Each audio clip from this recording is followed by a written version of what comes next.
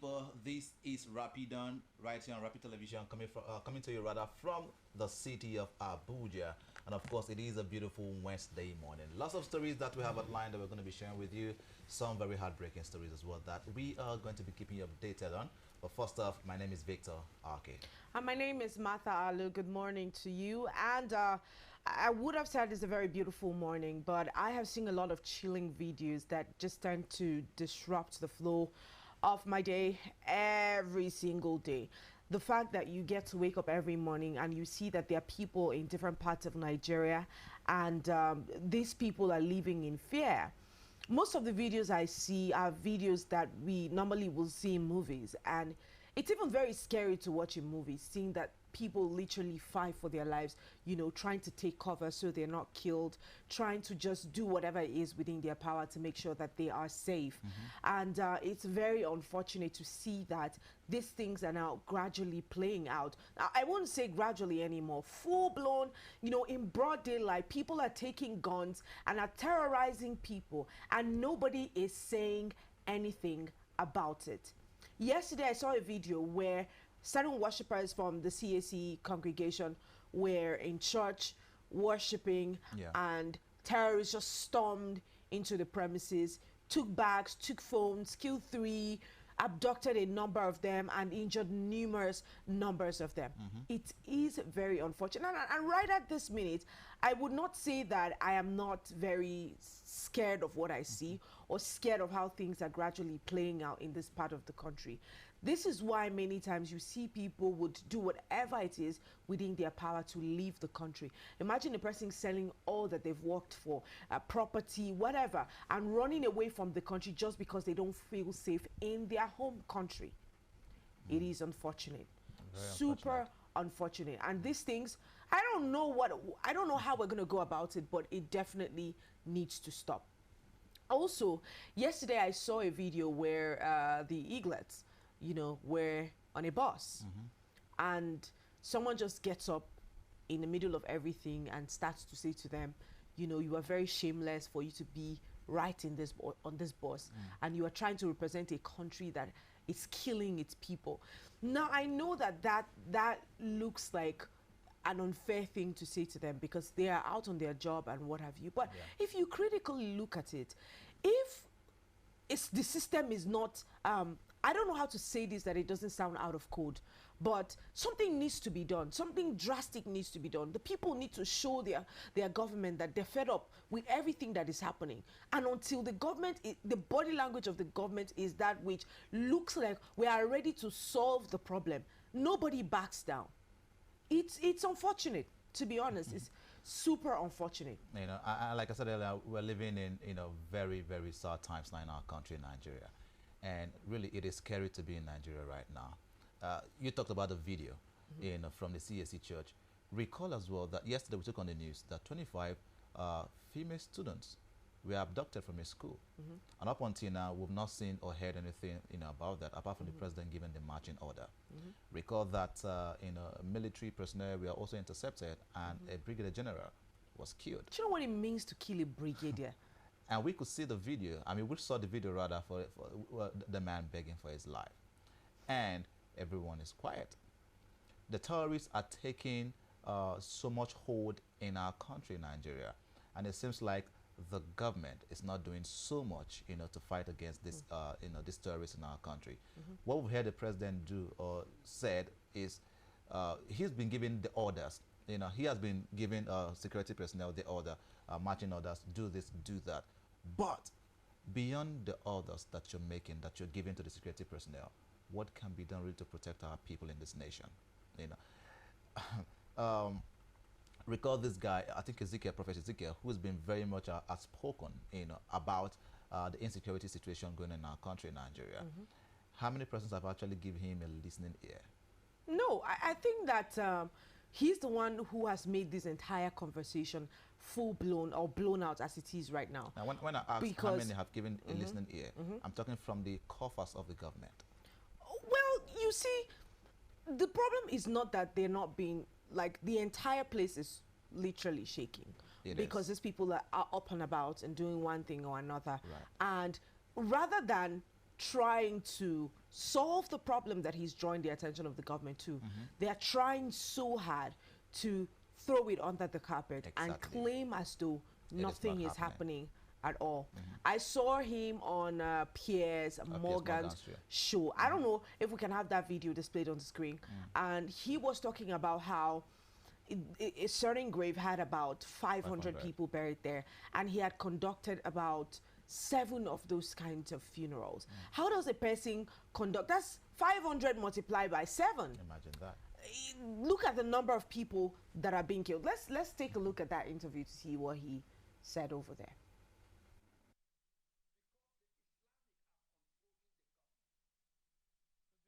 Nigerian government, if I may just jump in there, the Nigerian government have performed several genocide burial, more than 70 times.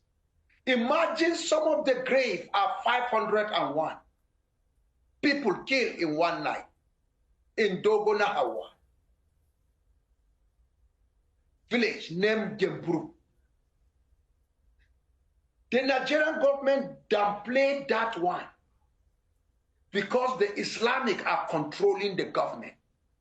So the Nigerian government, if I may just jump in there, the Nigerian government has vehemently denied there is a genocide of Christians in Nigeria. Further, they say a lot of Muslims have also been killed by the likes of Boko Haram for being too moderate, and that therefore the issue of Islamists killing people is not restricted just to Christians, but also to moderate Muslims. What do you say to that? So let me give you the background of what happened. This is the background with initial fact-finding. They created Boko Haram by many that are in hierarchy of the government to remove Goodluck, who is a Christian. This is what happened. They steer them. They caused riot every village. And the people run away. They were relocated. And their target is to kill the Christian. Because Goodluck is a Christian. That's why Goodluck says, my blood is not worthy for other people to die. Well, you can hear everything that he said in that video. And remember, when I was talking about that off air, I said something like he would probably need to be extremely careful because these are very bold claims that he's making, you know. And a lot of people might want to argue that he has no proof. You know, what he's saying has no proof. He's just saying it, or he's talking about an emotional decision. But for someone who has been at the center of the crisis, I don't think that he does not know the seriousness of these assertions or these claims that he's making. And talking about these Boko Haram, same example that he was talking about here. I saw a minister, a certain minister, I can't remember now. We'll probably be able to get the videos from the archive to play that out here. He was talking about how these people originally were brought because of elections. They were brought as thugs during elections. And after the elections, they were not sent back to their countries. They had weapons, they had whatever, just so that they could constitute a nuisance during the elections. And after the elections, they were not sent back to their country. What would you expect a person with guns and with money with nowhere to go to do? He would continue to want to have that amount of money, so he has to look for creative ways to use the weapons that are at his disposal, which of course is not the right thing to do. Nobody had come out to categorically say that that is a false report. Nobody has claimed that that actually didn't happen. We've just been hearing, oh, Boko Haram this. Nobody is trying to investigate where did it come from? How did it come? The statements that are being made by people, by public office holders, what assertions, what proof do they have? Do they even have any proof at all? If they do, the names that are being mentioned, they should be investigated. This is not the first time that the US will threaten to release names of Nigerians that have sponsored terrorist groups here in Nigeria. Some names have actually been released by Dubai authorities. Nothing has been done. The redundancy in solving this problem is what makes it believable that there are people who are actually benefiting from the entire grand scheme of things, which makes it it very difficult for these people to be held accountable or to be thrown out of the Nigerian system. Definitely. One might want to argue again that Donald Trump will come, take this and take that. At what point have we started to prioritize the natural resources of Nigeria over the lives of the common man? If the lives of the common man are being lost on a daily basis, then we can let go of the natural resources, because the first responsibility and point of call for the government is to protect the lives and the property of its citizens. In whichever case, the lives come first. Definitely. And it's unfortunate to see that people openly defend putting the property and the natural resources first before the life of Nigerians. Yeah. It's very unfortunate and it's scary. It is very scary. And we see that right now, you know, our leaders are playing more politics than even taking this whole thing seriously. We saw yesterday what happened, you know, in the PDP camp. You know, back and forth going on there. There was supposed to be another decamping that was supposed to happen today, you know, from one party to another again. How much of attention does our leaders pay to the security of the people? And these are things that actually brings the concern, you know, to the heart of Nigerians. And that's what we said. We're living in scary times in Nigeria, and I think it's high time that the government wake up, and wake up really, really fast. I mean, we've seen various videos of government officials negotiating with terrorists, you know, for the release of, you know, citizens and members of their society. But quite a lot that we're going to be talking about this morning, and it's quite sad that you know, today we have quite a number of stories that we're going to be sharing with you as the program does unfold. I think that's what we have for the update there. You have one more thing? Let's quickly run down and give you, of course, the updates, the rundown of the program this morning. You know how we do it. We begin with this day in history, and of course we get to give you some historical facts, you know, from history. We're going to dig out deep histories. As it is, from this day in history, we move straight to news studies, where we get to unearth what scientists are discovering. And of course, from news studies, we'll move down to Did You Know? There we get to give you some, you know, hidden known wonders. Of course, you know, stories that also spark curiosity. And of course, from Did You Know, we'll move straight to Head Tips, where Martha gets to play doctor for you, gives you, you know, some expert-backed advice, you know, concerning your health. And from Head Tips, we'll move straight to viral trends. Of course, today is Wednesday, so yeah, we'll get to give you the stories that are making waves online. And at 7:30, we'll come back here, of course, for the newspaper review segment, where we'll get to give you, you know, we'll get to review the papers and, of course, the national dailies this morning. 8 o'clock, it is time for the Human Chronicles, which, of course, it is the moment where we're going to talk about stories, you know, using the human angle segment, of course, for that particular story. And at 8:30, Victor Ijoma is going to be here to give his sporting updates, giving you the highlights, of course, you know, in the world of sports. And at 9 o'clock, the guests are going to be here to have the guest conversation. It is Wednesday, and trust me, you don't want to miss any part of the conversation. But right now, let's go on a break, and we'll come back with that straight to the program of the day. Please do not get anywhere.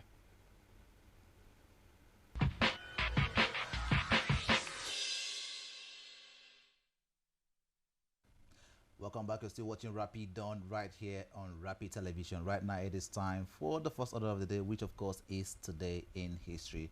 And, of course, just like you know, every day in history, we get to spotlight stories, moments that have shaped the way that we view the world, basically. And, of course, today is International Men's Day. Yes, one day that you get to celebrate the men in the entire world.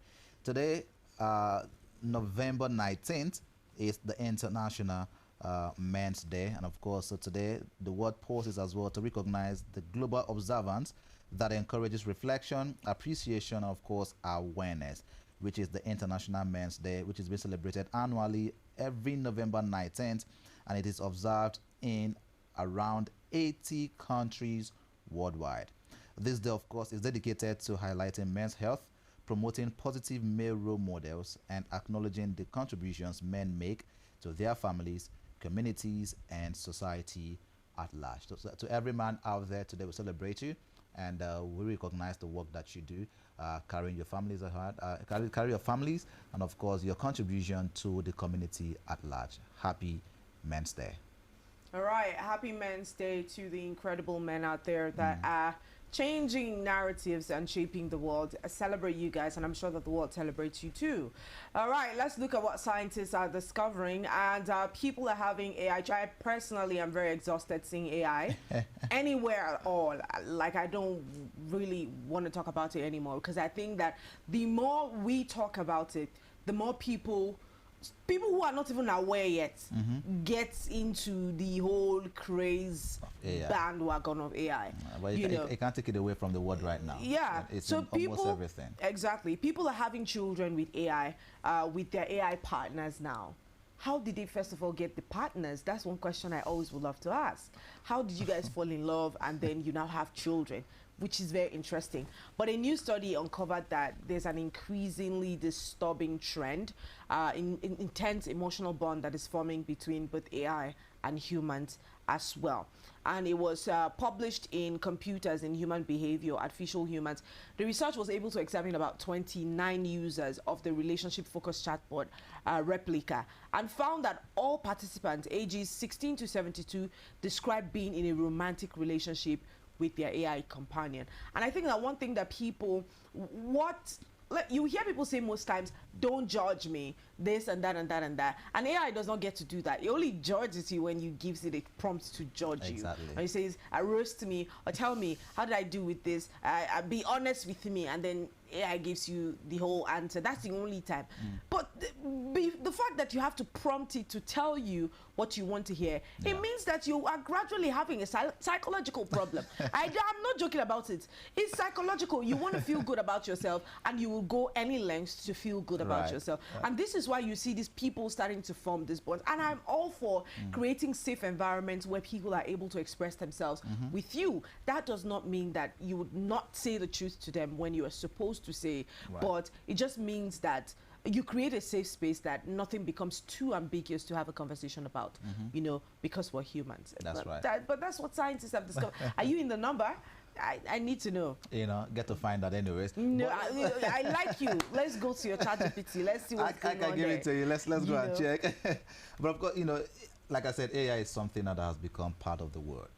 And it is so, if you go to people's prompts, you know, people use AI for different reasons right now, and it's just so crazy. But of course, let's leave AI right now and then move straight to what, to Did You Know? And it seems like every time we do the Did You Know, we travel from either China or to Japan, or one of those Asian countries. And today we're also traveling to Japan, where we see that Japan moves trees instead of cutting them down to build new roads. Yes, so in Japan, when they want to build a new road or new roads, they don't just cut down trees, they often move the trees to a new safe place instead. And when I saw this, the first question that came to mind was, is there a law that helps them enforce this particular habit or attitude? And I discovered that there is no universal law as it is, you know, or you know, that kind of mandates them to do this. But there are guidelines, there are rules that many of them encourage, that encourages them to actually do this. And we hear that some local governments have their own rules, and many of them prefer moving the trees instead of cutting them down. And if you notice, Japan is known for saving trees even while building new roads. And that's what we have for you on Did You Know? We can save the planet while we're also doing the constructions. All right, quickly, let's swipe through the health tips. And today, we're talking about moringa, not my absolute favorite, not my favorite. But yes, health tips on moringa, Africa's superfood. What is moringa, first of all? Moringa, often called the miracle 3, is a nutrient-rich plant native to Africa and Asia. Now, its leaves, seeds, and pods are edible and packed with vitamins, minerals, and antioxidants, making it a superfood for overall health. Trust me, it's actually a superfood. Now, nutritional benefits of moringa. It is rich in vitamins A, C, and E, calcium, potassium, and iron, protein, and essential amino acids, powerful antioxidants, and protect cells from damage. These nutrients also help strengthen the immune system and support overall well-being. It also supports your blood sugar and your heart health. Now, regular consumption of moringa leaves can help regulate blood sugar levels, which is beneficial for people with diabetes. Its antioxidants and nutrients also support healthy cholesterol levels and reduce the risk of heart disease. There are so many creative ways that people have this moringa. You see it in powder form right there. So people will turn it to powder form, put it in their pap, put it in their custard. Some people add it to oats. People add it to smoothies. There are very creative ways to include this in your diet as well. Just go research on them and look for ways that interest you to have them in your meal. Now, it also boosts immunity and reduces inflammation.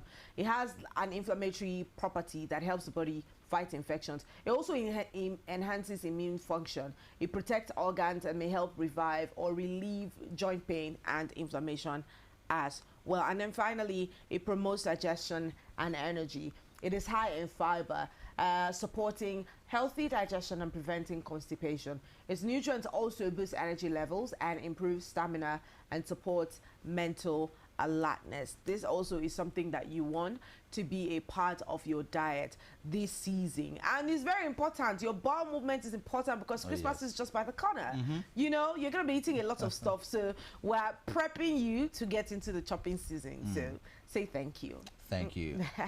Now let's move straight to viral trends, taking some of the stories that are making waves online this Wednesday morning. And let's quickly begin with what the former Canadian Member of Parliament, Goldie Gamari, she said about Nigeria. As a matter of fact, she sharply criticized Nigeria's Minister of Foreign Affairs, Yusuf Tuga, over his comments on the claims of Christian genocide in Nigeria. There was a back and forth as well to end the Piers Morgan Uncensored program. You know that the trend actually started after Tuga denied that Christians are being targeted in Nigeria. So Gamari reacted strongly, calling him out online and of course accusing him of ignoring the killings and downplaying the problem that we face in the country, Nigeria. Her post actually has gone viral. There have been lots of talks concerning that particular that affront basically between the former Canadian MP and of course the Minister of Foreign Affairs here in Nigeria. I think we have a video hearing what he said during that interview. All right, we probably should play that video to have it seen right here. Piers, what's happening in Nigeria is jihad. It's the exact same thing that happened on October 7 by Islamists when they broke into Israel and murdered Jews yelling Allahu Akbar. It's the exact same thing that ISIS terrorists did to the Yazidis in Iraq. It's the exact same thing that happened in Lebanon. Here's the only difference between what's happening today in Nigeria versus what happened 1400 years ago when the Muslim Arab invaders came to Persia is that back then people did not have cameras, but today they do. It is 100% jihad. We've seen it before. This is how the Islamist playbook always happens. Well, I don't think that the foreign minister was denying that bad things have been happening. He's just denying that it constitutes a genocide and that the numbers of reported because his deaths government of is a part of it. Of murders of Christians. I think his government is complicit. Right now, you have an Islamist government in Nigeria. One of the things that he didn't mention to you is that typically it's been a constitutional convention in Nigeria that if the prime... You know something about not fixing your country? People will call you out, Definitely. even when they don't have the right to. You see, so because your house is not in order, people would identify what is wrong in your house and call your attention to it and hold you up for it. That's what I see happening here. He's the Minister of Foreign Affairs. Definitely. I think that he should be prepped enough for interviews like this, not to deny it, because there are ways to go about it. I don't expect you to come out on such a big platform to say, oh yes, Christians are being killed. And if they're being killed, what's the harm in even saying that they're being killed? Bring the statistics. Exactly. But if you want to protect the image of the country and not put it out there just like that, you can acknowledge it without disregarding the fact that people are being killed in the country. Yeah. Well, from that particular story, let's travel down to Kwara State, where we also shared with you the story earlier this morning, talking about a video footage from the CAC Church in Eruku, Kwara State, which of course also went viral online from yesterday, showing the final moments before armed terrorists attacked the congregation. It was a very, very sore sight to also see there. In the video, members of the church, of course, you can see that on your screen. They had to run for their lives as it is. They didn't understand what was going on initially, but now got to find out that this whole gunshot they were hearing in the background was actually targeted towards them. And recall as well that the whole concept of the Christian genocide conversation, the denial back and forth is ongoing. But here we see a Christian community being attacked, in Kwara State. Authorities are yet to release full details, of course, of this particular incident, but the video has renewed conversations about rising attacks in parts of the country, and there's an urgent need, for improved safety measures in our country. I mean, security has to be beefed up in various parts of Nigeria right now, so to speak. Also here, the armed men dressed in army camouflage have reportedly met with a lawmaker in Katsina State, and they've released 45 kidnapped victims after reaching a peace agreement. And when I saw this, the first question that came to mind: Nigeria, do we not negotiate with bandits? Do we not negotiate with terrorists? Well, this particular video gives us an answer that maybe we could hold on to. Well, according to reports, the victims were freed following talks between the lawmakers and the kidnappers. Details of the agreement have not been fully disclosed, but the incident also highlights the ongoing security challenges in parts of northern Nigeria, where kidnappings remain a major concern. That, of course, you can see on your screen. Quite a number of stories that we have to share with you, but let's conclude with the Tanzanian president appointing the daughter and son-in-law as ministers. Yeah, we see that the Tanzanian president, Samia Hassan, has appointed her daughter and son-in-law as ministers in her new government. Her daughter is the Deputy Minister for Education, Science and Technology, and her son-in-law has been made the Health Minister in the country. Yeah, I think this wraps up the conversation for the viral trends this morning. As much as possible, we'll try and keep you more updated on the things that are happening in our country and, of course, outside Nigeria as they unfold. But right now, let's go on a break, and we'll come back with death straight to the newspaper review segment.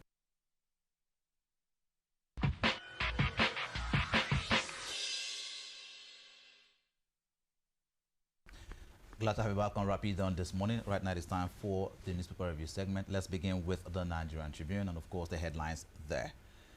Kebbi school children's abduction. How my husband was killed. Wife of slain VP. She speaks up later talking about that. UNICEF, First Lady condemn attack, demand students release. Again, ASU accuses federal government of non-readiness to meet demands as they threaten nationwide strike. Christians facing genocide in northern Nigeria, Middle Belt, Khan breaks silence. Invoke your constitutional power for immediate release of Nnamdi Kanu.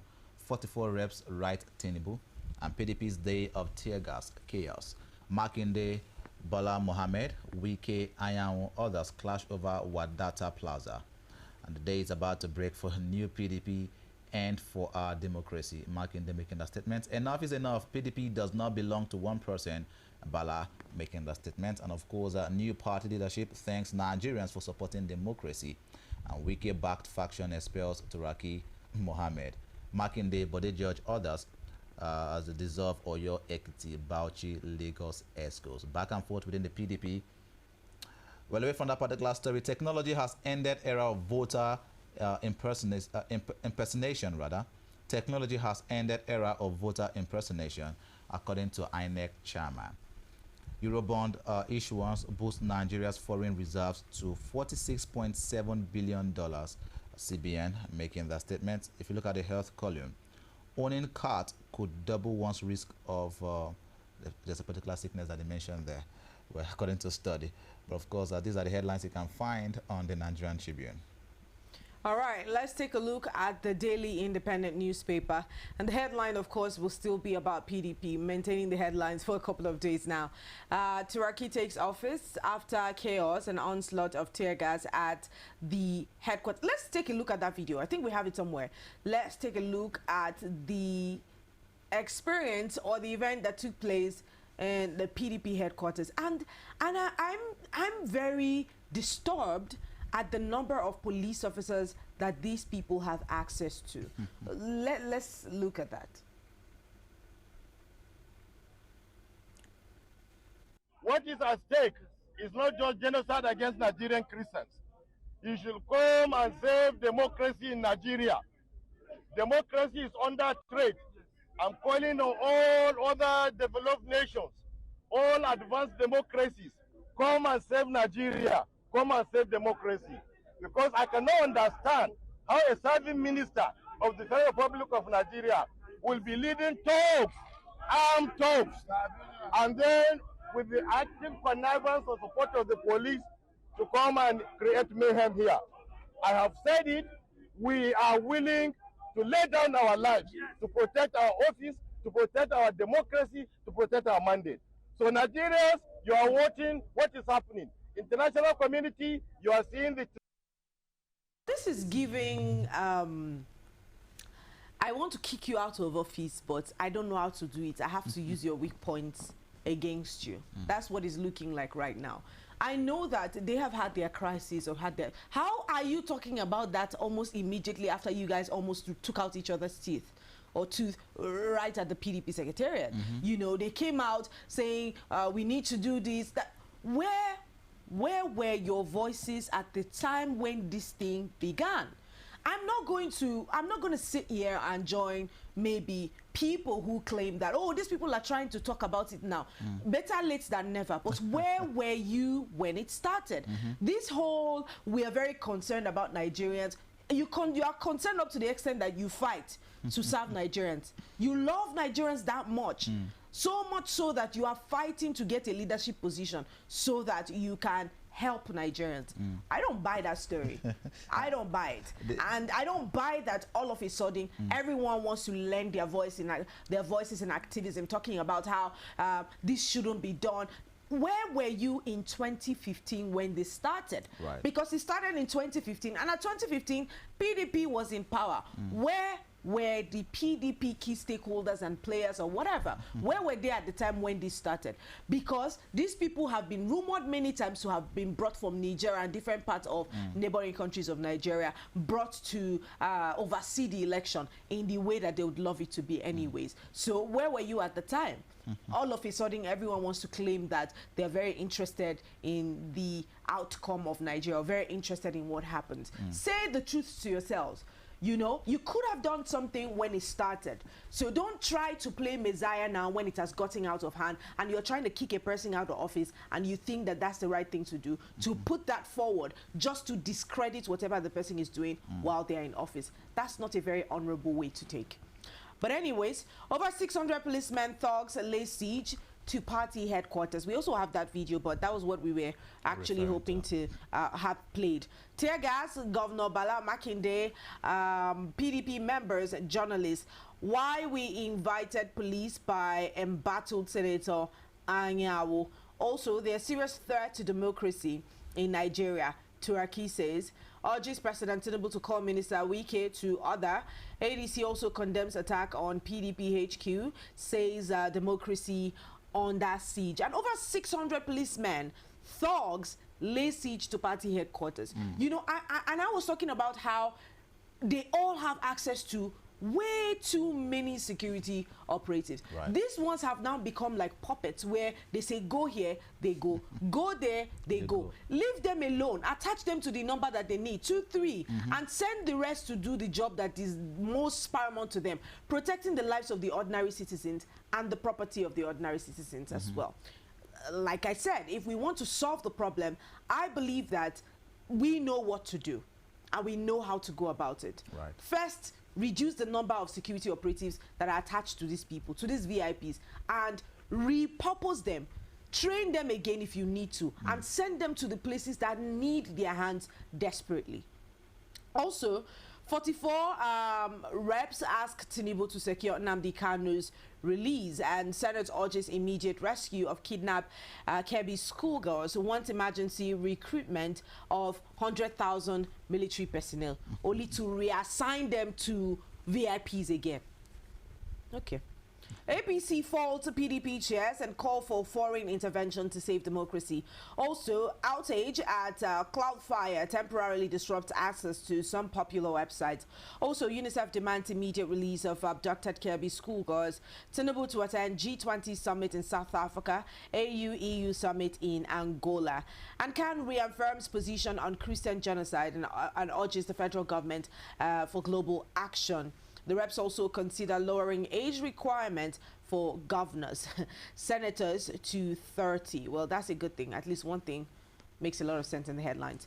That's pretty much what we have for you today on the Daily Independent. Let's move straight to the Vanguard newspaper. Nigeria, 19 countries at high risk of debt distress, according to IMF. And Afi Babalola to NUC clamped down on illegal varsities. Beavers ended voter impersonation, but network gaps persist. That's coming from the INEC chairman. And Khan insists there is Christian genocide in Nigeria. If you look at the bold headline there, you see PDP leadership tussle, Wike governors clash as police fire tear gas, and Turaki Mohammed seek international help to save opposition. Wike stays in his vehicle as police rain tear gas, and Turaki postpones PDP National Working Committee meeting to today, says Nigeria's democracy in grave danger. Obviously, Shatima heads to Kebbi as Tinubu vows rescue of kidnapped students. Reps seek to lower eligibility age for governors, senators to 30, and Nigeria's external reserve rises to $46 billion, highest in 7 years. AFCON chair draft 3 new players to Super Eagles, access 3 after World Cup qualifiers. But these are the headlines you can see on the front page of the Vanguard newspaper. All right, let's take a look at the Guardian newspaper. The headline there says, fears of one-party drift intensify as PDP crisis worsens and turns violent. You see pictures of what it looked like yesterday. It was a total mess. It was a total mess. Also, Biafran lobby network fueling Christian genocide campaigns in the US. Okay, you know, it's the fact that different narratives would be flying left, right, and center. Now we have somebody else to blame, except the people that we are actually supposed to blame. So the Biafran lobby network fueling Christian genocide campaign in the US, and they have not obstructed power in the FCT where the Biafran leader is up until now. They have not stormed the court, and they have not taken the lives of people in the court. Yet they are the ones that we attribute the Christian genocide to. Beautiful. Internet users suffer global disruptions and prolonged glitches. Also, reps probe all sector, Anko Bora's funds, abandoned properties. We also see that House in rowdy session over INEC's power to monitor party activities, and this of course will be in response to some of the crises that are currently ongoing within the House of the PDP. The UN world leaders demand faster action on Paris Agreement. ASU rejects the federal government's proposed salary increment, and we also see that Kebbi school abduction sets off military push, political backlash, and regional alarms, even though analysts have come out to say that this is trying to be a replication of what happened during the Chibok girls. And in fact, a lot of analysts have said this is a script that is being played by Northerners also, to also portray an image of, look, not only the Christians are under siege here in this country, the Muslims are also under siege, which is also the exact same script that was played during the Jonathan administration. Now, allegedly, the North also tries to propagate things like this just so that it doesn't just to disrupt power when the person who happens to be in office is not one that they quite align with. These are allegations that are all about the place. But I believe that having the right infrastructure and being able to investigate matters like this properly will give us a clearer point of view. But when we just hear these assertions and we do nothing about it, case closed, under the carpet, move on. We continue to would have lingering allegations, even when some of them might not be true. And what does that portray on our international image? You know, it doesn't make any sense at all. No. But again, these are the headlines you'd find on the front page of the Guardian newspaper. All right, moving on to the Punch newspaper. We see that UN discourse, U.S. envoy Nicki Minaj decried killings in Nigeria. And Tinubu heads to South Africa, Angola for G20 EU summit. FX reserves soared to $46.7 billion, 7-year high. If you look at the board headline there, you see Kebbi school kidnap, survivors relieve night of horror. Night of horror. And hostel staff, slain VP's family, others share chilling accounts. Parents parents weep, and Senate proves 145 billion naira safe school funds. Tinubu gets DSS cleared ambassadorial list. And high stakes face-off, PDP governors resist Wike secretariat takeover as chaos as police tear gas PDP chieftains. Makinde, Bala, Turaki, Wike clash. Pension fund surges to 26 trillion naira. A missing FRSC officer daughter feared killed by Ocean herbalist. Missing FRSC officer daughter feared killed rather by Ocean herbalist. And rest probe foreign interest in Edo Museum. These are the headlines you can find on the front page of the Punch newspaper. All right, let's take a look at the Nation's newspaper. Factions in fierce battle to control PDP headquarters. Police fire tear gas a week at hand to back Anyawo group. Makinde Bala on ground for Turaki camp. Anyawo camp suspends 3 governors and others. Interesting. Why I parted ways with Wike. This is by Makinde, because of course he used to be in the Wike camp, yeah, and all of a sudden has formed his own camp. Let's see how many more camps are to erupt from the PDP. Possibly we have more political parties being registered from within the PDP. This one saying that, okay, let's go, maybe PD, whatever they decide to add at the end of theirs. But yes, 44 House of Reps members ask President to order Nnamdi Kanu's release. Abducted pupils, President sends Shetima to Kebbi. It's assault on education, says the First Lady. COAS to troops, step up rescue effort. Can's Christians targeted killings claim faulty. Can's Christians targeted killings claim faulty. This is by SANS and XVC and others disagree. Although Khan was not coming out explicitly to say that, you know, there was actually a genocide. At first, we saw them trying to say that in muffled tones. Yeah. They were trying to say, okay, yes, we know that people are being killed from all over the world, but we don't think it's anything that is targeted particularly to Christians. Yeah. Them coming out to reaffirm this now probably might have gotten under fire for that statement that they had made previously. However, a certain group of people also disagree with that claim. Tinubu heads for South Africa and Angola to attend G20 Leaders Summit AU-EU meeting. That you would find on page 3 of the Nation's newspaper. Foreign reserves in 7-year high at $46.7 billion. GEHL and AMCON content in the face of court from 49 committal proceeding comments. You would find that also on pages A1 and A11 of the Nation's newspaper, and that will conclude for the headlines on the Nation's. All right, moving on to the Daily Trust. How battery recyclers are poisoning Nigerians. You might want to find that particular story is on page 14 of the Daily Trust. And federal government to introduce TEEF and new paid degree programs. We see that the federal government, through the National University Commission, has begun processes to introduce the TEEF and the new paid languages as academic programs in Nigerian universities. We see that the NUC has also constituted a team of experts from Nigerian universities to develop the core curriculum, minimum academic standards for the new programs. But according to minutes of a meeting obtained by newsmen, the experts engaged as lead consultants Professors Mary Adebayo and Rebecca Kedi for the TEEF and the new paid programs respectively. But of course, let's see if that is also going to gain access or hold a good ground in the academic system here in Nigeria. Well, we see that at $46.7 billion of foreign reserves hit 7-year high. And KB adoption, how bandits attacked our school. Students narrating their ordeal there. And PDP Turaki, Wike camps clash at Secretariat. Health workers strike paralyzes hospitals. 44 lawmakers write Tinubu seek Kanu's release rather. And why I applied for immigration job, visually impaired man, saying that it says why he applied for the immigration job. Where you want to find out the details of that particular story is on page 6 of the Daily Trust newspaper. These are the headlines that you can find on the front page of the Daily Trust.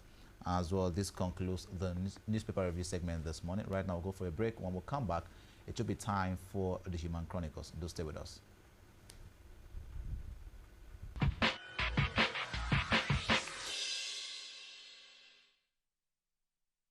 Welcome back. You're still watching Rapid On right here on Rapid Television. Right now, it is time for the Human Chronicles, where we get to tell you stories, from the human angle, part of the story basically. And today we are sharing the story of Agnes Trop, who is an athlete. She's a Kenyan, Her death actually shook the world, and she was a victim of domestic violence. But of course, we have a video that narrates the story here with us, for us rather. So let's go on and watch the video, and we'll come back, we'll dissect the story together. Do stay with us. Agnes Jebet Tirop was born on 23 October 1995 in Uasin Gishu County to Vincent and Dina Tirop. She was the seventh of 10 children, with 3 boys and 7 girls in the family. Her family and friends described her as having a warm and friendly personality. Unfortunately, the Tirop family was struggling financially. Agnes and her older brother Martin attended a school 5 kilometers away. Every day, they would run home for lunch and then run back to school. It was at that time that the siblings discovered their talent for running. By the age of 11, Agnes was already as fast as athletes twice her age. Her father Vincent had been a long-distance runner in his youth, but he couldn't make a living from it. Instead, he bought milk from local farmers and cycled 46 kilometers to sell it in Eldoret, often returning home late at night with food for the family. Despite their struggles, Vincent saved 5 liters of milk every week for his children so that they would have the nutrition they needed to train.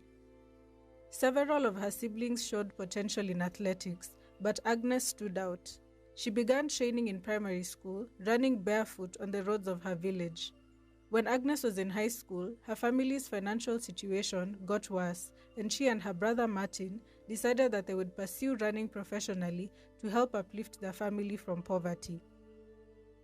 At 15, Agnes entered a 5,000-meter race at a national junior competition. She surprised the other athletes by showing up to compete without shoes. We were warming up together and she's running barefoot. And I'm like, where's your shoes? She's like, in the bag. She was running barefoot. She didn't even have spikes. But what shocked us more is running barefoot and also winning. Her win and talent caught the attention of sponsors who marveled at her raw talent. She got a coach, trained harder, and continued to win races. Agnes gained national attention in 2012 when she finished second to world junior champion Faith Kipyegon at the Kenyan cross-country championships. This achievement earned her a spot on the national team and a silver medal at the African cross-country championships later that year, where she again finished second to Faith Kipyegon. Agnes flew on a plane for the first time for an international junior race where she finished second. Proud of her success, her family celebrated her achievement with a party. Around the age of 16, Agnes began fulfilling her dream of supporting her family. She paid for her brother Martin's school fees and also bought land and built a modern house for her family in Mosoriot, Nandi County. In 2010, when Agnes was 15 and still in secondary school, she met 29-year-old Ibrahim Rotich. Ibrahim Rotich, who was about 15 years older than Agnes, spotted her talent and became interested in her. He was a big, charming man, and he offered to manage and coach her. But Agnes already had a coach, and her family felt that Rotich seemed to have little formal experience. But despite some red flags, Agnes accepted his offer. Soon, Rotich was always by Agnes's side. This made her parents uneasy because of the obvious age difference and the fact that his intentions with their underage daughter was unclear. Tirop's sisters later observed that Rotich was driving her around, and when asked, she told her family that Rotich was her driver. Despite some squabbles with her parents, Agnes continued to compete and win races with Rotich by her side. In 2014, she won the African Cross-Country Championship in Uganda. The next year, in 2015, Agnes won the World Athletics Cross-Country Championships in China, becoming the youngest winner of that race in 30 years. At the time, she said, quote, "I had no fear. I was just trying to run my own race." Back home, her parents' fears were confirmed when Agnes dropped out of high school in Form 2.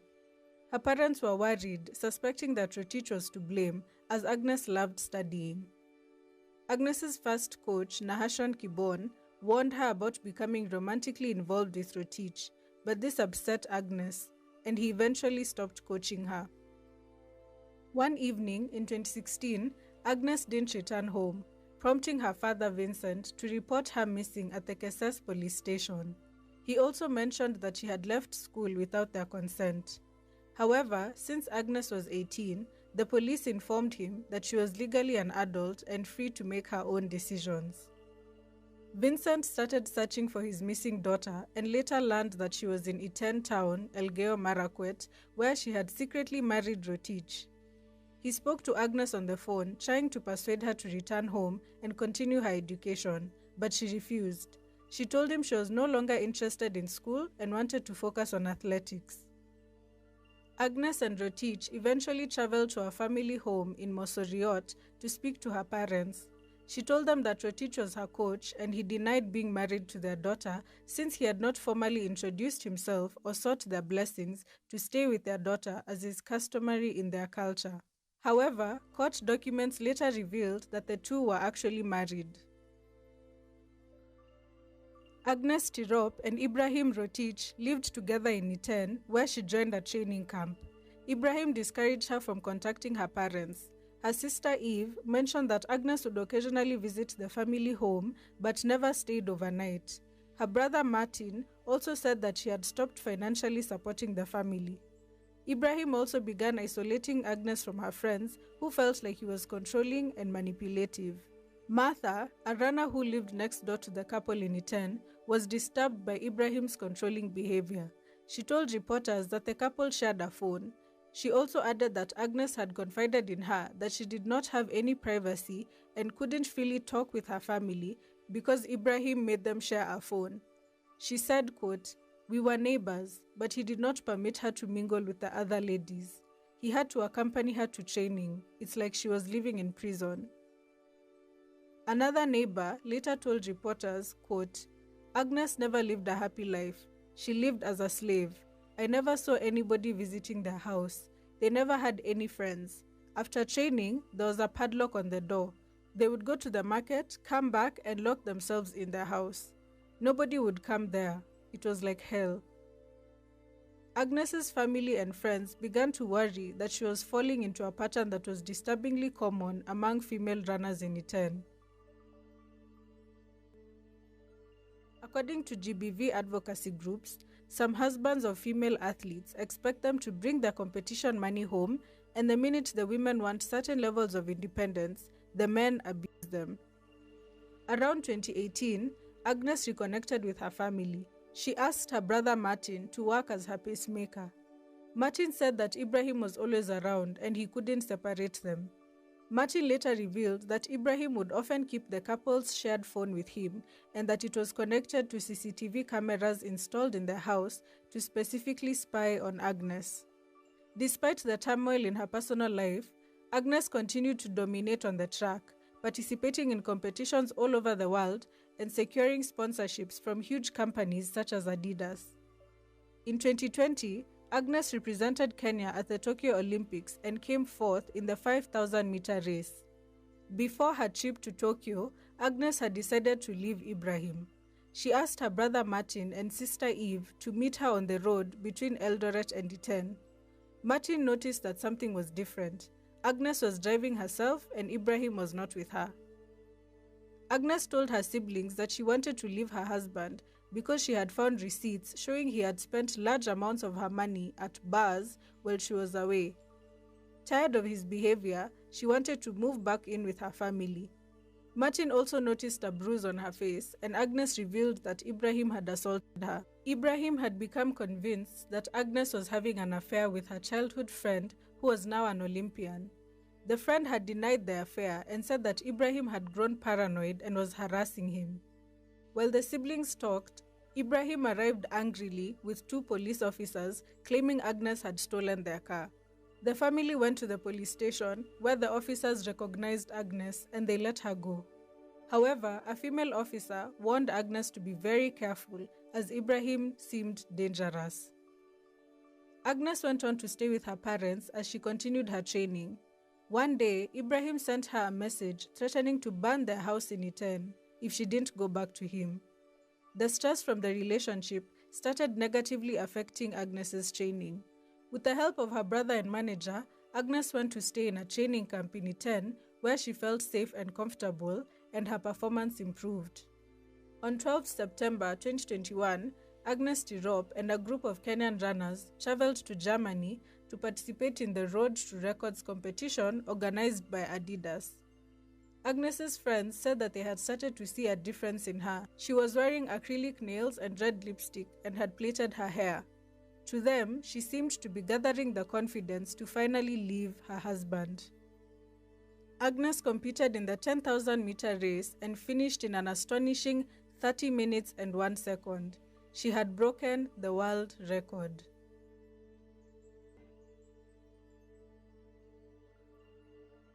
In October 2021, Agnes flew back to Kenya and spent some time in Mosoriot with her family before deciding to go back to the training camp in Iten with her sister Eve. While in Iten, Rotich sent his friends to the camp to try and convince her to go back to him, promising he would change. Agnes agreed to go back to the house, but she was still skeptical. She asked her sister Eve to accompany her because she didn't want to be alone with him. The sisters arrived at the house at around 7:30 p.m. and Ibrahim cheerfully greeted them. The sisters made plans to go for a run the following morning. Eve, who had spent the night in their guest room, would later testify that Agnes and Ibrahim argued throughout the night. In the morning, Eve briefly left the house to run an errand. It was then that Ibrahim sent her a message telling her not to go back to the house as he and Agnes had traveled to Nairobi for 3 days. Eve tried calling her sister, but her phones were off. After some time, she became restless and called her brother Martin. Eve tried going back to the house, but the gate was locked. Soon, word spread and friends and family started calling and searching for Agnes and Ibrahim, but no one could reach them. Her family reported the matter to the police. It was late and the police told the family to go home, get some rest and follow up in the morning. The next day, on 13th October 2021, Agnes's family and police forcefully entered the couple's home in Iten. They found Agnes's car had been damaged and the windows were broken. The door was locked from the inside, but they managed to open it. In a pool of blood, she had been beaten and stabbed on her neck and stomach, likely caused by a kitchen knife. A police investigation was launched and her husband, Ibrahim Rotich, became the prime suspect after his family reported that he had called them crying and asking for God's forgiveness for what he had done. As news of Agnes's death spread, messages of shock and condolences flooded social media from all over the world. Athletics Kenya, the sports governing body in the country, suspended all athletics competitions for 2 weeks as a mark of respect for Agnes. Kenyan President Uhuru Kenyatta expressed his sorrow in a Twitter post, saying, quote, "It is unsettling, utterly unfortunate, and very sad that we've lost a young and promising athlete who at 25 had brought our country so much glory." He condemned the criminal act and urged law enforcement to swiftly track down and apprehend those responsible so they could face justice. The manhunt for 41-year-old Ibrahim Rotich began after reports indicated that he was trying to flee the country. Around 9 p.m., Ibrahim Rotich was arrested along with another man he was traveling with. He also had Agnes's mobile phone with him. He was taken to Changamwe police station for interrogation before being transferred to Iten and charged with murder. In November 2021, Ibrahim appeared in a court in Iten under tight security, escorted by over 10 armed officers. Outside, there was commotion as the public gathered, eager to see the suspect. The court ruled that Rotich would be detained for 20 days to allow police to finish the investigation. The judge noted that Ibrahim was a flight risk as he had tried to flee to Mombasa and had not surrendered willingly. The court also noted that the situation in the village remained volatile, putting his safety at risk. Additionally, the court expressed concern that Ibrahim might attempt suicide as he had tried to do so before his arrest. On October 23, 2021, Agnes Tirop was laid to rest on what would have been her 26th birthday. Over 1,000 people, including prominent athletes and Kenyan politicians, attended the funeral. Family and friends mourned together, grieving the loss of the young athlete. elite runner Viola Lagat delivered a speech in honor of Agnes, which became a rallying cry for female athletes in Kenya. Her words highlighted that Agnes's tragic death was not an isolated incident, but part of a larger issue of gender-based violence in their community and country.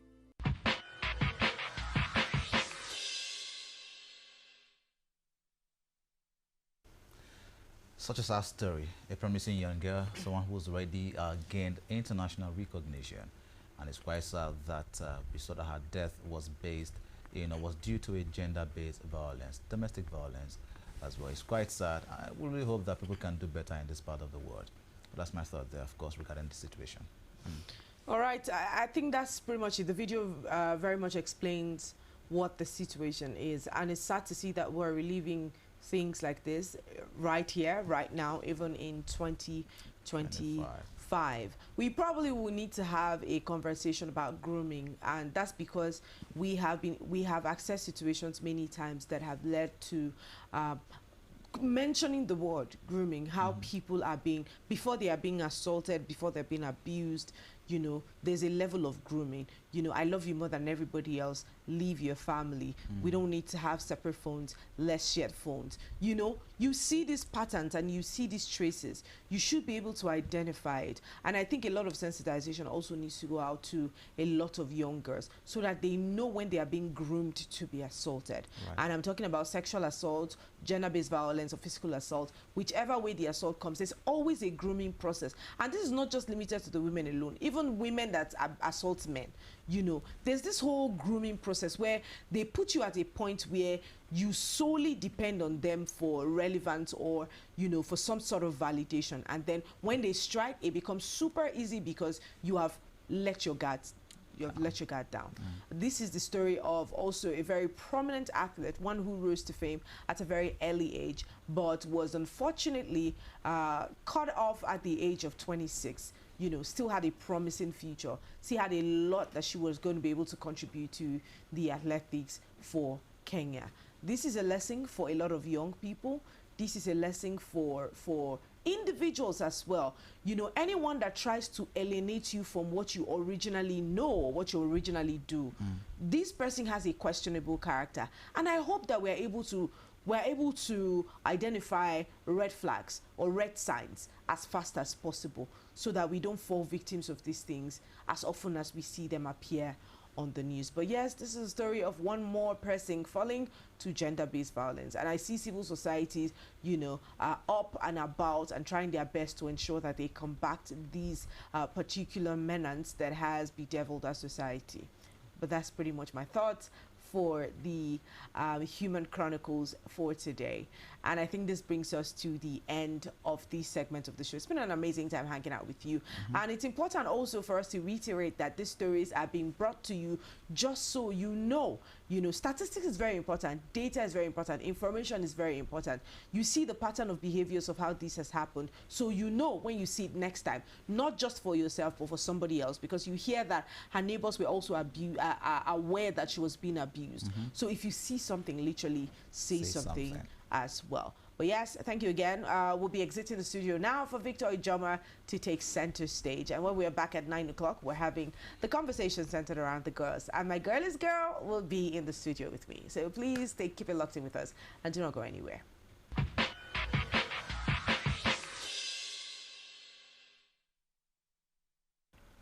All right, welcome back and thanks for staying with us. It's still Rapid Dawn right here on Rapid TV. And this is the 9 o'clock hour. On Wednesday, we have the girliest girl seated right here with us in the studio. And we basically have conversations centered around women.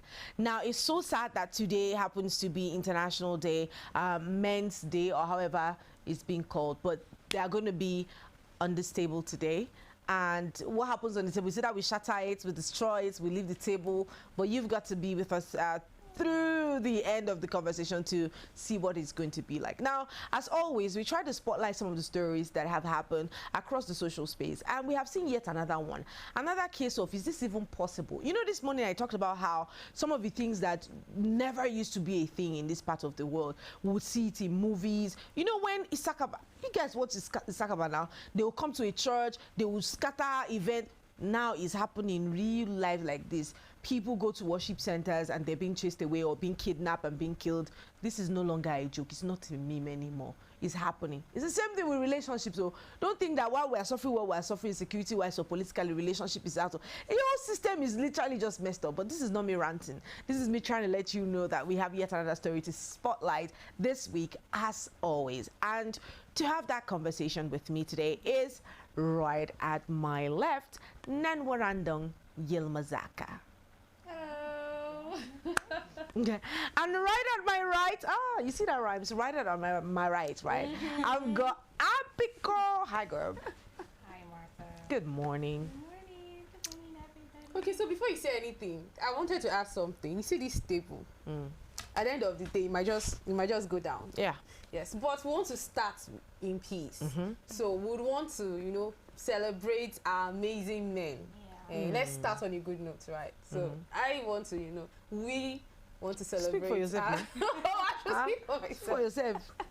No, I'm here to celebrate and appreciate all our amazing men. We see your works. We see, how much you support.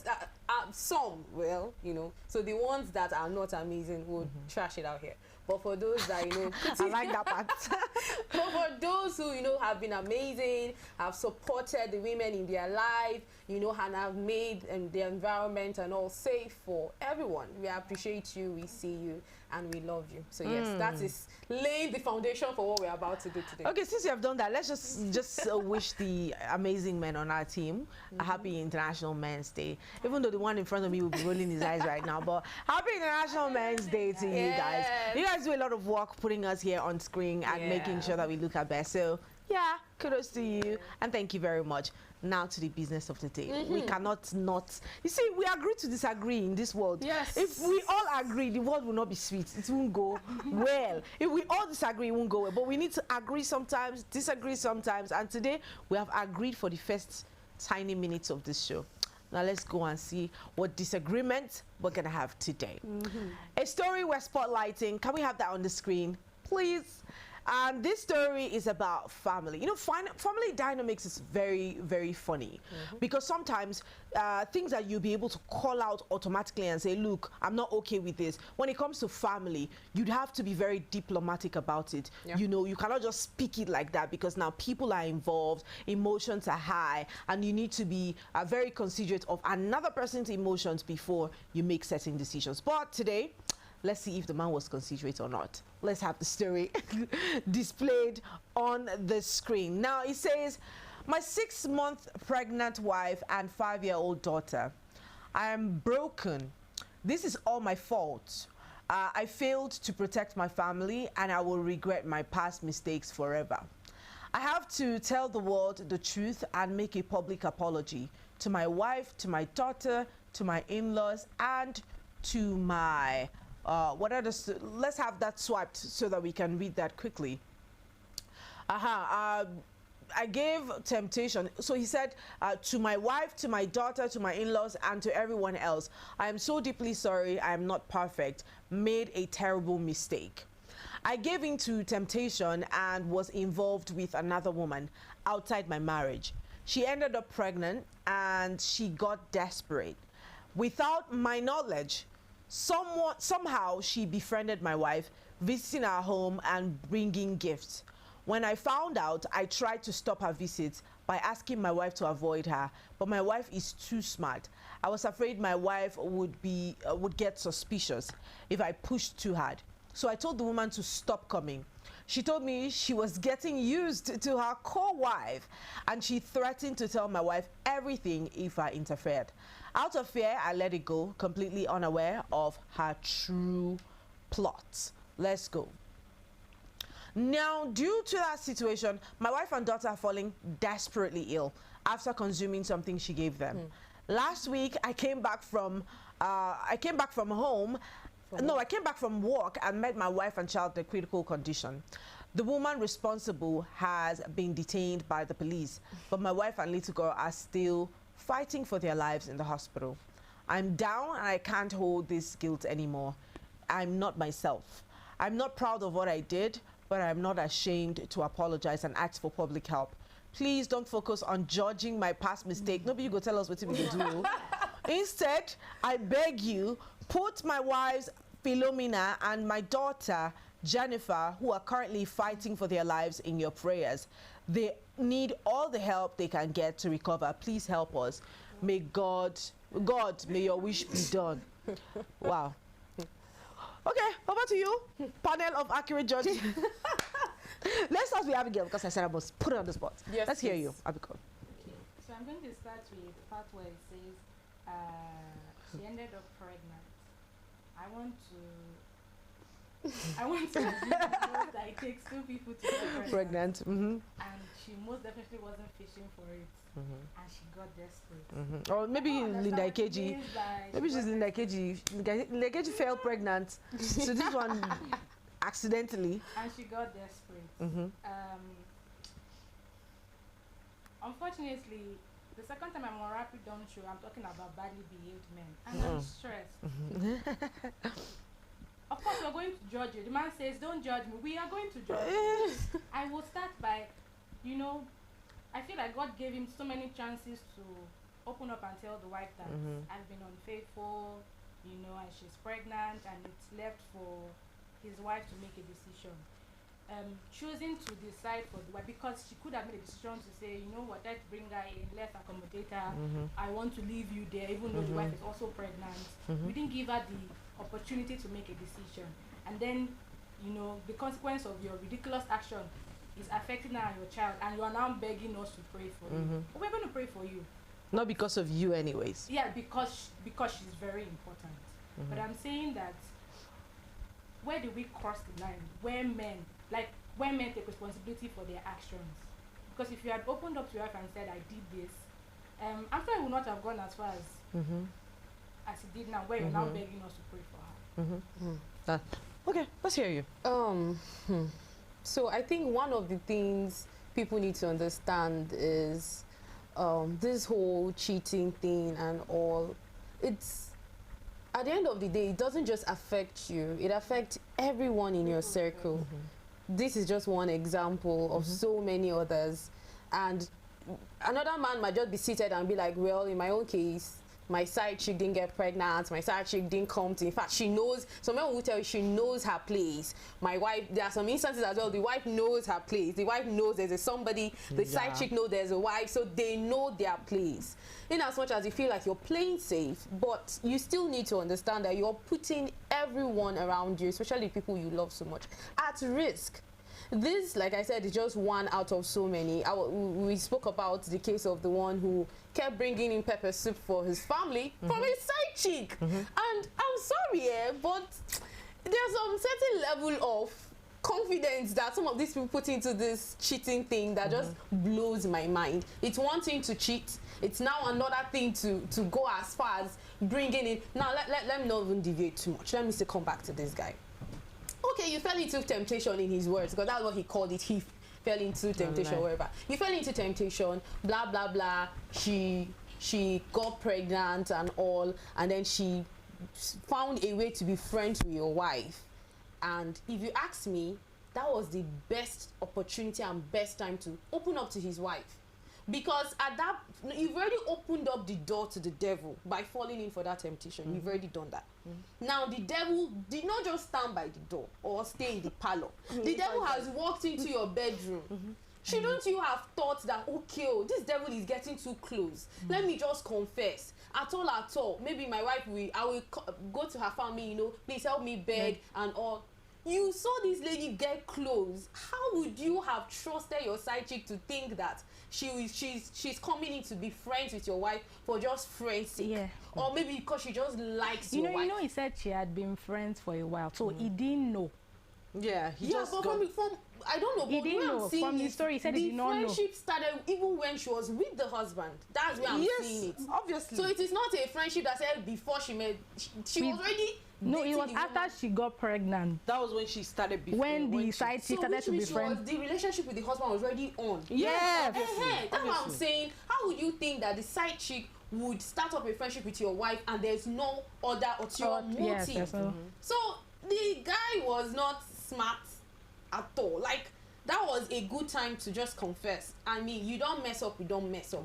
Babe, I'm sorry. This is what I did, blah, blah, blah. And then you leave it up to her. Because now we don't even know the update as to whether or not, you know, she and the child, innocent child that doesn't know anything about anything, you know, you just put their life at risk. I've also heard of a story of a man that, you know, kept sleeping around. He ended up getting HIV. He did not tell the wife. Ooh. He was now taking drugs, their drugs they take, and he didn't tell the wife. The wife now, you know, kept falling ill, and you know how HIV symptoms can be. You think it's malaria, you think she kept going to she kept treating malaria at home. The thing started getting worse. She went to the hospital, and then that was when, you know how doctors do sometimes. They'll not ask you, they don't run HIV tests. When they ask you so and you're saying no, they'll still run it to be sure. And she came out positive, and she was shocked. Where did I get it from? I haven't slept with another person, only my husband. Now going back to ask the husband, and the man could not say anything. And he has been taking drugs, and as of when she found out, she was already gone. Yes, but probably has entered the 8th stage. So, well, I mean, we're already standing against cheating, but because I feel like for most of these men, I think at the end of the day, they're just thinking about, I just want to satisfy this pleasure. Guy, it is way more than that. You're satisfying that pleasure, but you're opening door. Let's not even talk about the spiritual part of this. So let me just stop here so that we just continue this show in peace. My idea on cheating has been one, and it doesn't change. First is wickedness. Secondly is stupidity, and I make no apologies for this. You know why I say it's wickedness? Because you don't prioritize the emotions, the safety of your partner. And you would think that for these men, since cheating is their daily, some of them is their habit, you would think that they'll be cautious of, okay, at least the least I can do, I have a wife at home. If I am going to have any sexual relationship with anybody, I probably will need to get them tested. I'll need to run a test to find out if they're okay. No, they don't care. That's the least you would do. That's wickedness. Because if I know that pulling your hair has a tendency of hurting you, and I pull it hoping that it doesn't hurt you, I cannot claim ignorance of the pain that it inflicts on you just because I was thinking it was not going to hurt you.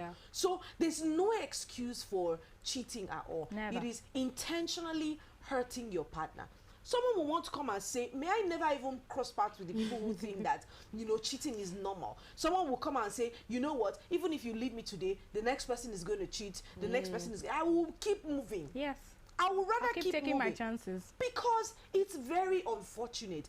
If you know something is going to put the life of your partner or your family at risk, then you should be able to act.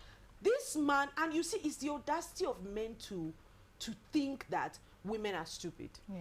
Because you impregnate a woman, you want to move on with your life as though nothing happened. Keep her in the shadows and think that she's going to be okay forever. She's just going to be okay with being in the shadows. You must be very audacious for you to think that, because you have patterned the life of somebody on the person's behalf without even seeking consent from the person and pregnancy at all. Is such a lifelong decision. She can't just. And this explains why some men will just come home and be angry for nothing. Yes, they'll just come home and be angry for nothing. It can be anything. The side chick is pregnant. In fact, I was just telling you guys of a story where the guy said he's in so much pain. His side chick died. He's grieving. He's grieving, and he doesn't know how to tell his wife, because the wife has been petting him. What's wrong with you? Are you sick? The wife caught him crying, and she was asking the husband, like, why are you crying? The man said he lost a huge sum of money, and she started laughing, and he's like, no, I know you have lost a lot of money before, so this shouldn't be anything. You are crying because of money. And he said when she's laughing, it hurts him the more, because she does not understand the extent of pain that he's going through. But you're not being truthful, because she's asking, she's genuinely worried, and you are lying to her that you lost money and you want her to not laugh. Exactly. It's crazy for you to think that the person should feel your pain, you know, and he's in so much pain. Because the way he explained it looks like he's in excruciating pain, and the wife cannot do anything because she doesn't know that he's. You see, so cheating for me is not something I can ever make peace with. Never make peace with. And it's so much work.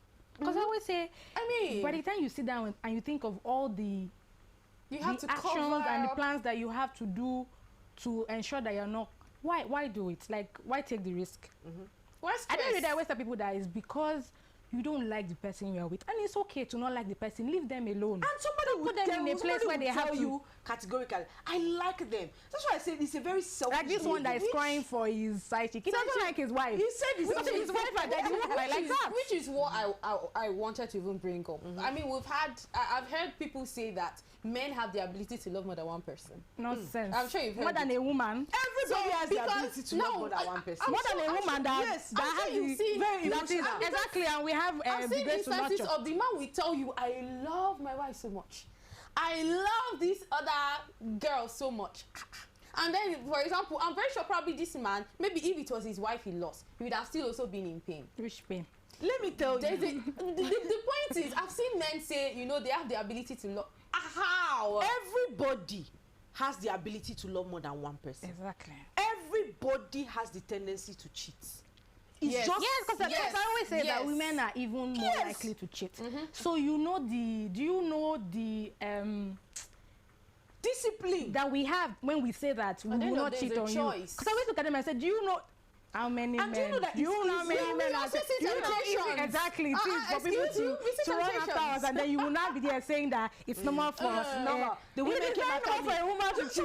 We don't do it because we love and we respect. Because more than discipline is love and respect. Yes. And do you know that when you see a man saying that women came after me, and I'm like, you have no idea. You have no idea what they're saying. What we deal with on a daily basis. There are women that don't even need to do anything. People just naturally find them very attractive, and they come around. Do you know the discipline it takes every day to say no? Sometimes they are even finer than your partner. Of course. Yeah. Sometimes they are richer than your partner.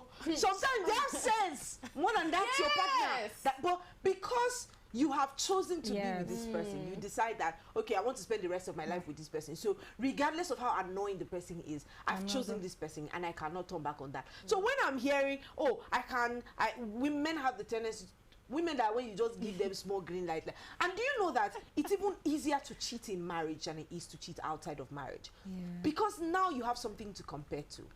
You have a partner, and the partner is there's specific things that you need in marriage. You need the attention of your partner. Most times you need the consent of your partner for so many other things, even though we don't agree in this part of the world. Yes, because now you are in partnership, you are not an individual anymore. So the both of you need consent from each other to do so many things, unlike when you are single. So imagine that you have a specific demand from your partner and the person is not meeting up to it, and then there's a person specifically meeting up to that. It's easy for you to cheat because now you say this is a standard, this person is not a standard. But when you are single, you know that I'm not married to anybody yet, so I mean, I can talk to multiple people, you know. So unless you put the ring on it, there's no commitment to being glued to you or seeking your validation at every point in time. So you see, for this man right now, I strongly believe that he wouldn't have come out to confess if everything was okay. It's because everything went south now. That's why he's coming out to ask, were we there? No. When you were booking hotel rooms, booking trips, spending money. Probably even paying a house rent. We were not there. We were not there. Lifestyle. Now you are telling us not to judge you. I will judge you. Let me pick out something which might just be by the corner. I have a thing for people who are typing, who are trying to pour their heart in a text, and then you have time to be putting emojis. That's another level. You don't see that last. I think that should be like the second slide. Yeah, when he puts crying emoji and then he had an emoji of him crying, and you're like, that's it's just like people who set their cameras and they are crying. Sorry. And I always say to myself, exactly, how are you crying? I will switch on ring lights. Well, you do. I don't. I'm trying to make a case for them. Well, you have to tend to cry. No, they were already crying. Abigail. And it just occurred to them that I should. No, you have a question. You guys were already crying. You guys really judge them that I should. They were already crying. It's very ridiculous. And it occurred to them that, you know what, somebody could learn from what I'm going through. And that's why they are that's the only case I'm making for them. I can explain when somebody is narrating something painful to them. And then they're in front of the camera and they're emotional. Yeah. But you brought your phone by yourself. That's what I'm saying. They were crying. They were already thinking about it. Abigail does it. No, I don't. Something tells me that. No, I'm just saying. I'm just saying. Think about it. What? You're already crying. Please, Abigail, and you feel the need to send it to maybe your friend. Now somehow the person now okay, says, I understand it. I understand videoing it, but posting it online. And I'm not saying it's okay to post. I understand. I'm saying doing it is not bad, you know, because sometimes you want to go back and say, oh, you know, I passed through this. When you're and you never know, maybe God may be telling them. I will never do it. Come across a video of me crying because how do I but I think Abigail said I've done it before, but I didn't post it. Exactly. No, I did it for like let me keep it so that I can, you know, later in the future I can look at it and be like, I think that's another way to journal, right? When you are going through something, you are in front of the camera, you are explaining it. But the truth is that you will laugh in that video. But that's happened to me before. Laugh.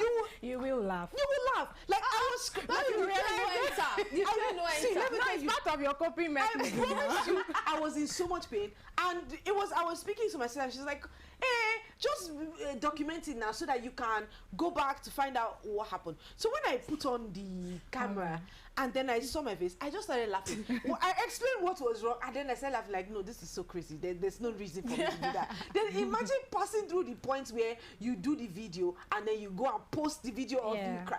Like, I don't understand Very bold, it. audacious people to do that. I mean, I will do it, but to post. To post. I think a lot of people do it. Now that you guys are confirming that you might do it. But yes, let's now look at because we don't know the concluding part of the story. Yeah. Whether and the this woman, was posted 2 weeks ago. 2 weeks ago, yes. So we don't know if the woman made it or she didn't make it, because from the story, she actually, before we even go to whether the woman made it or not, I'm curious as to how people make friends. Yeah. That so quick that they now eat from the person. Yeah, allow them they now to your allow home. them come into their home. Like, I don't know, is it the same process with everybody? In case I'm missing something. Well, I guess some people are more friendly than others. No, do you think it's people are, I don't think it's a matter of friendliness. I'm not that person, no, because sorry, the wicked girl. I'm just saying that because I find it weird when they say, when are you coming to visit me? You met me 2 weeks ago. Why do you want me to come and visit you? And it's okay that they are like that, but I think people still need to build up boundaries, such as, you know, eating, going to eat. Why didn't people go and eat in a public place? Why are you going to eat in a house? Or she's coming to cook? What kind of friendship is that? But let's say because she was pregnant, the lady was in a way helping the pregnant wife. So maybe that's how, you know, the friendship. Something just crossed my mind. What if they met during antenatal? The antenatal will be different, because this is looking like this other one is long gone. The wife the other one is just starting up. And see, the thing is, especially for married women, that's true. They could have bonded over, you know, pregnancy. First women do that a lot. Yes, now, oh, I'm pregnant, you're pregnant. Women do that a lot. Yeah. But you see, the truth is, first off, as a married woman, I know this might sound a bit controversial, especially because people will consider that a very traditional thing to say. When you say that as a woman married, you need to be very wary of how much you make friends with single ladies. Yeah, I heard that a lot.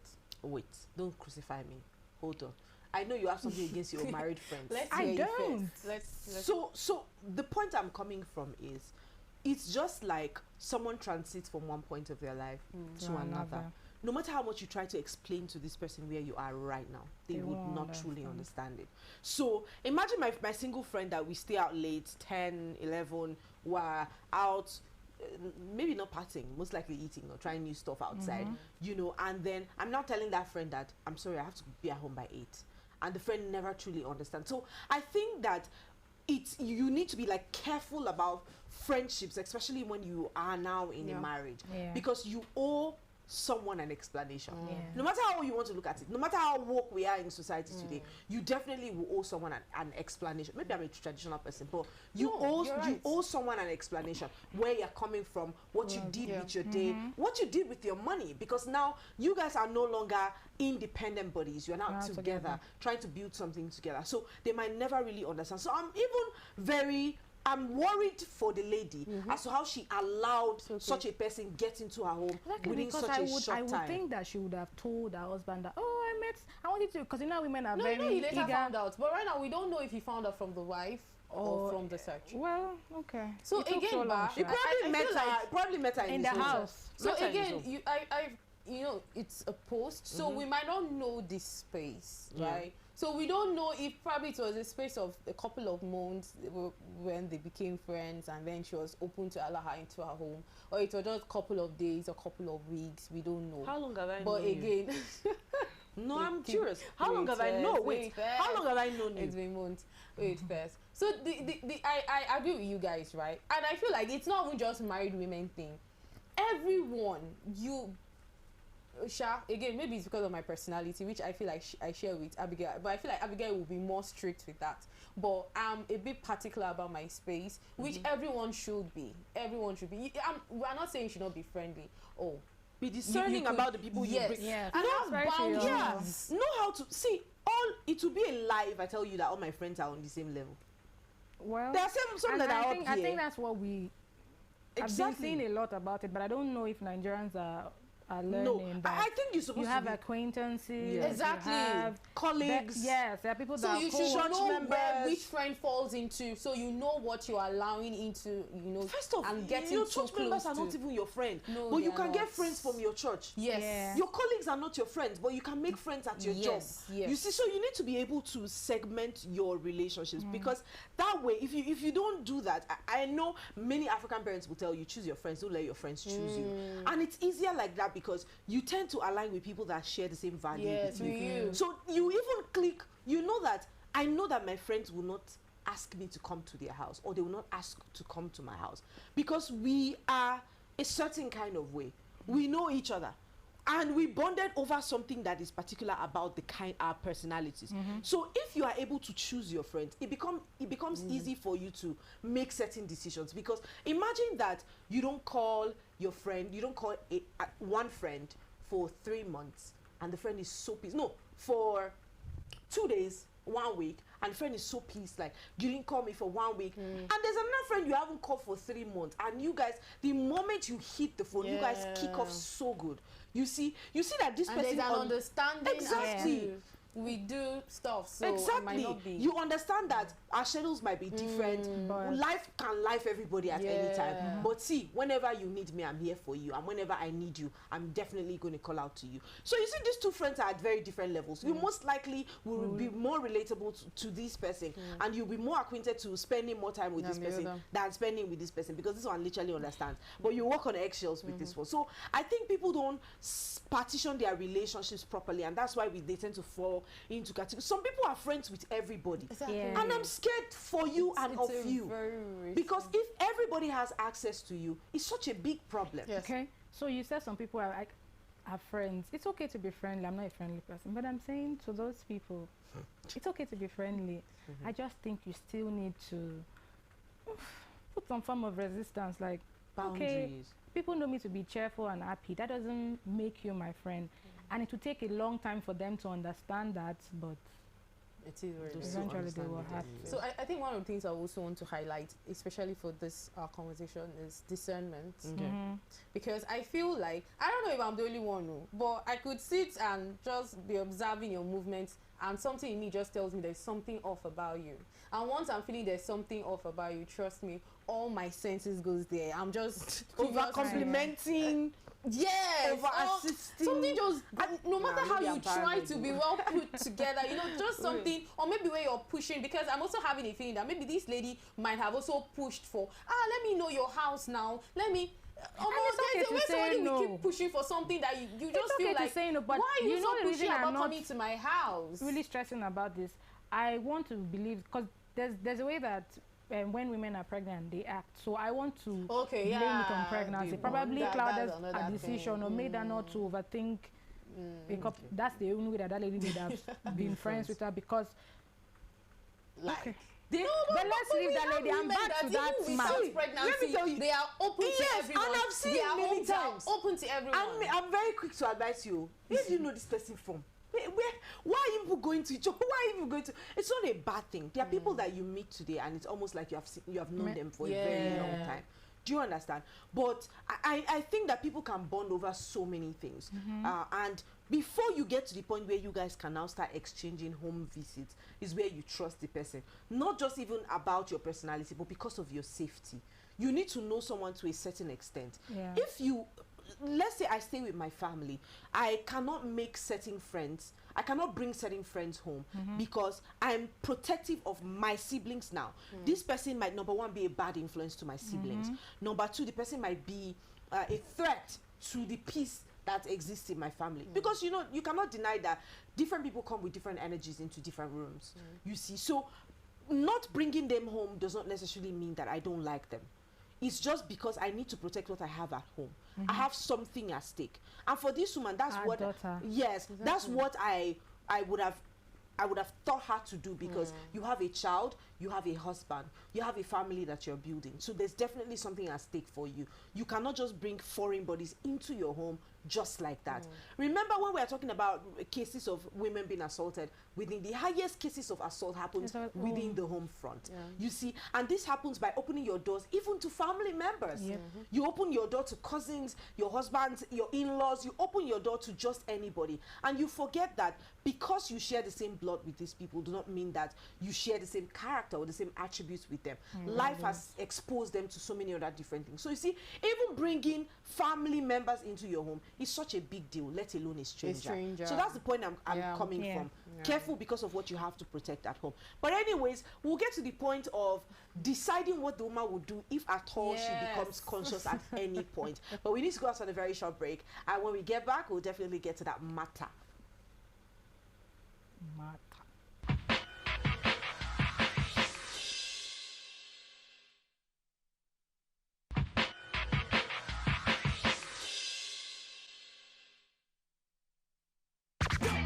Are you missing out on interviews, music, entertainment, thought-provoking discussions, and more? Don't sweat it, man. We've got you covered. No matter where you are, be part of the action 24/7, online and live. Caesar Radio. On Facebook, it's Rapid FM Umahia. On Instagram, it's official Rapid FM. And on X, it is Rapid FM 965. Tune in to Rapid 96.5 FM or listen to us live on our website at www.rapidfm965.com or radiogarden.com. Better yet, get our mobile app from the Google Play Store. Catch the pulse of the Southeast on Rapid 96.5 FM, the sound of your city. Hey, Oyanam, Caesar Radio. My name is Faith Daffa Joseph. Name is Martha Alu. My name is Victor Arke. My name is Divine Alex. My name is Estelle Men. My name is Arthur James Brooks. My name is Godwin Sunday. I am Ijoma Victor. My name is Cynthia Agbo. Josephine Bichu. I bet you already know that this is Rapid Television.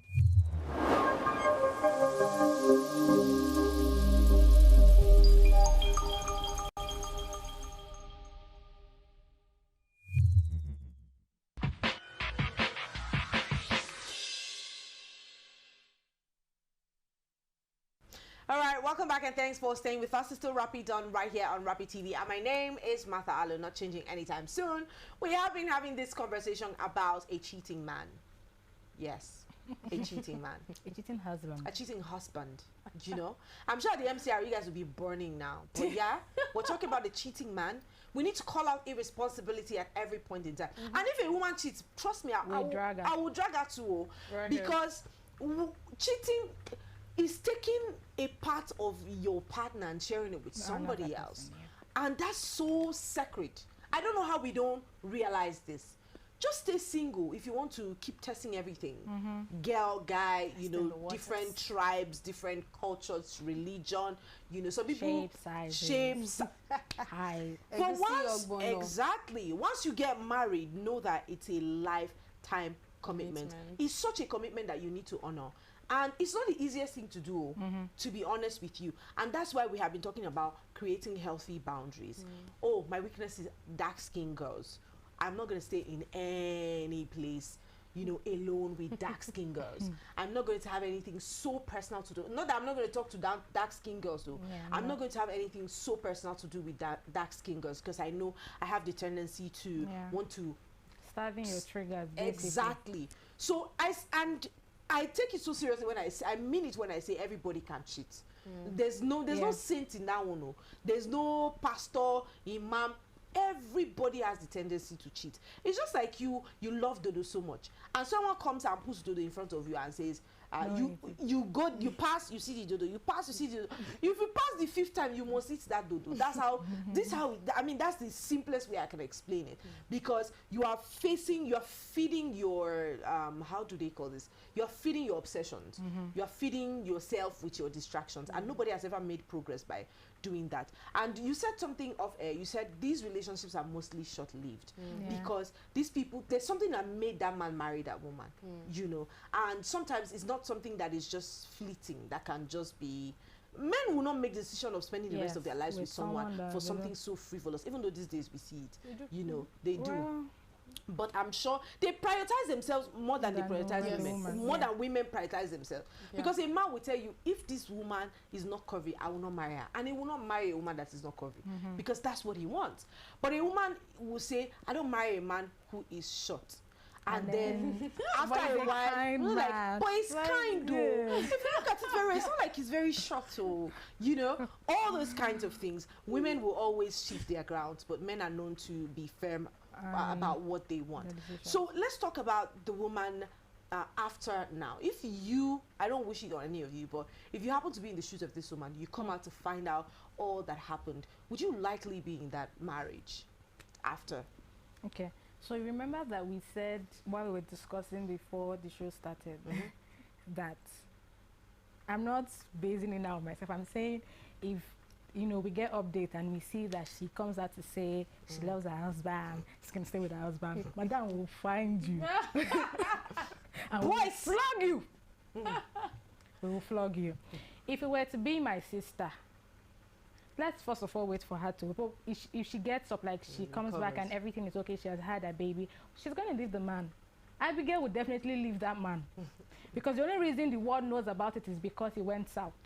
If you had eaten your cake and had it, we probably will not know about it. It would be as if, oh, he's a very smart man. Maybe later in the future. He dies and then someone comes with a child. That there will be. So yes, I would leave him. Without thinking twice, I will leave him. I don't like to. You're leaving or you're staying? I don't even know. No sitting on the fence today. If you remember in the Bible, that's like the only ground for divorce. And I'm very so yes, I will hold on to that. No, it is going to be dissolved. Right? That marriage is finished. It's gone. Certainly, if I'm leaving that hospital, I'm definitely not going to his house. That one is sure. You know, probably go back to her place. She looks like maybe she'll be separated a bit, but she will consider. No, wait now. I mean, it's not a bad thing, though. That's the thing. It's not a bad thing, though. In as much as Aisha was the one that pointed at the fact that what he wrote doesn't even look remorseful to me, because why would they have time to be putting emojis and all? But again, the reason why I'm going home, let me even sit down and process. Don't forget, I've been in the hospital all this while. I haven't really had time to process everything that has happened. I go home, sit, think through everything and all. Probably even have a conversation with him. I don't know, but I would really want to know, like, why. We can have that conversation. Why did you? What was going through your mind? You see, you are the type of people. Me at arm's length. You are the kind of people that no, this sometimes I don't think this communication sometimes. Exactly. You know, women will say that they are going to find closure. But in truth, they are actually opening a wound that's supposed to be covered. Because if he was the lady that put the man in harm's way, he's not going to stay with that woman the minute he comes out and he's okay. So the idea of asking him those questions, right? It's for closure.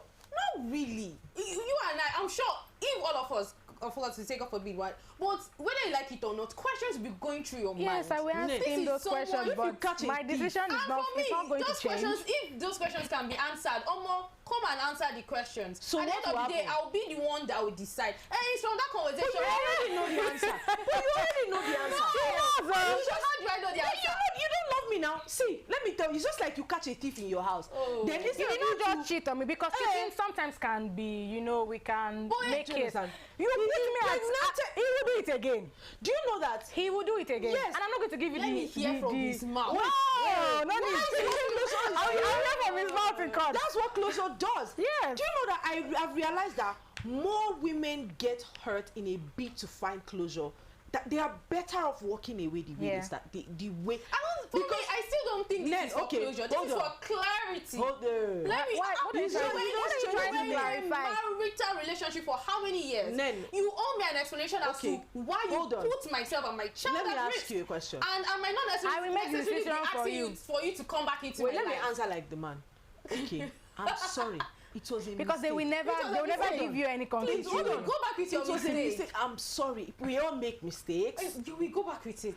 No, now you see why I said for clarity. If this is what he's going to say, then there's no point. What other reason in this life will make a man cheat on his wife? Exactly. If you claim that she's no longer attractive, because it was not one of them. It was not like he slept with her once and she got pregnant. They have been enjoying themselves. Okay, if you say that the woman is no longer attractive to you, that's why you went to cheat. Did you speak to her about it?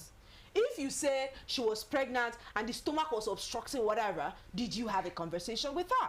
So he owed you a conversation that he never had with you, but you want to give him the opportunity of a conversation. Exactly. You guys are getting me wrong. Then if you catch a thief in your house, I want to hear him out, so that I can have him back into my life. If you catch a thief in your house, I don't even think you should have any conversation. I mean, hand him over to the police now. You hand him. Will you ask him? Why did you? What did I could ask him. What made you come to my house? Calm down. So wait now. No, wait. By then you'll be in the police station already now. So my questioning him doesn't do anything as to you can go. No, that's where you guys are getting it wrong. And I think the reason why I would do that is because of my kind of person. Martha knows I am an overthinker. I think so much. So I would want to know. And like I said, my questions might not be from a place of, so that we can get back. I just want to know. Moving forward, I know that, this was what he said and all. Fine. Nen just wants to know. Just know that if you do anything to Nen, she will hang you to give her an explanation for it. No, we have to talk about it. You see that the earlier you realize that you would not always get an explanation for everything, the better your life is going to be. It's fine. Because sometimes you are better off with that explanation. That's just because the explanation just makes you an overthinker. Then you now begin to think about it. Are you sure that man is going to continue? Benefit of doubt. Yes. All right. To hear him out. Let's see how many men actually cleared your doubts after being given the benefit of doubt. But yeah, do what you must. I mean, we're all very different people and we approach things from very different perspectives. So you might want to listen to him. Some other person might not want to listen to him at all. Me, you speak to my kinsmen. Like there's no two ways about it. But yes, that brings us to the very end of this segment of the Girls Talk today. I totally enjoyed myself. Thank you so much, Nan, for being here with us. And thank you so much, Abigail, for being here with us. We wrap it up now, but just to remind you, we are active across social media platforms and Facebook, Instagram, TikTok, and Twitter. That is now X at Rappy TV. On YouTube, it is at Official Rappy TV. Very much active on our website at www.rbnradiotv.com. My name is Martha Alu, and I will see you tomorrow.